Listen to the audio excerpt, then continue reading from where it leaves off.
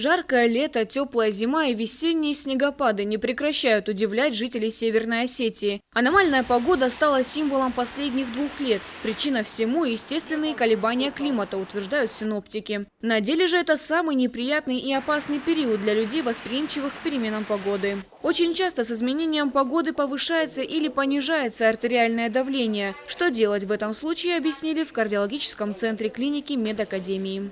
Ситуация сложнее обстоит с теми людьми, у которых есть органическое поражение сердечно-сосудистой системы. Это люди, которые страдают артериальной гипертензией, это люди, которые страдают ишемической болезнью сердца. В этой ситуации, конечно, любые перепады погодные могут сказываться негативно. И если ситуация выходит в этот день из ряда вон и лекарства не помогают, либо случается так, что на фоне приема лекарств есть, наоборот, выраженное снижение, патологическое снижение артериального давления, обязательно обратиться к своему доктору, либо вызвать скорую помощь. Весна в южных регионах, в том числе и в Северной Осетии, всегда отличается неустойчивым климатом. Не стал исключением и апрель этого года. По словам сотрудников регионального метеоцентра, в этом нет ничего необычного. За прошедшие сутки погода определялась областью низкого давления с юга и влиянием холодных фронтов с северо-запада.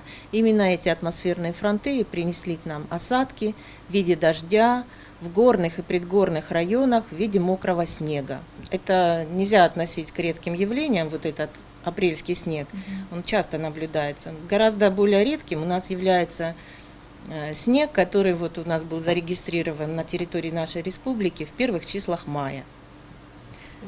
Это очень, редкое было явление, но тем не менее оно было. И поэтому говорить о том, что апрельский снег – это для нас какое-то очень уникальное явление, пока что нельзя. При этом жители республики действительно страдают от погодных аномалий. Как правило, жалуются на головные боли, скачки артериального давления и бессонницу. Как погода на ваше здоровье? Очень плохо. В моем возрасте очень плохо переносятся такие перепады температуры. Ну как погода? Если утром была зима, пощиколотка снег, а сейчас весна. Это только в Осетии такое может быть? Очень плохо. У меня от резкой перемены погоды болит голова. Я жалуюсь на это. Вообще никак. У меня всегда все хорошо, и я всегда довольна. На меня вообще погода не влияет. Никак. Никак? Не болеете? На духовное состояние влияет. На самом деле мы просто молодежь и всегда должны быть позитивными. Да. Парень прав. Любая погода хороша. У природы нет плохой погоды. Отрицательно как. То снег, то дождь, так и настроение. То хорошее, то пасмурное.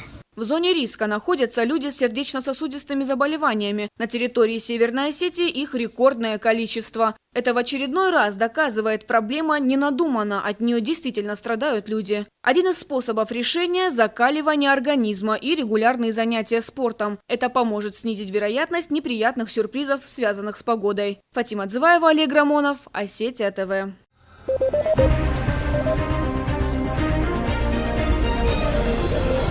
Thank you.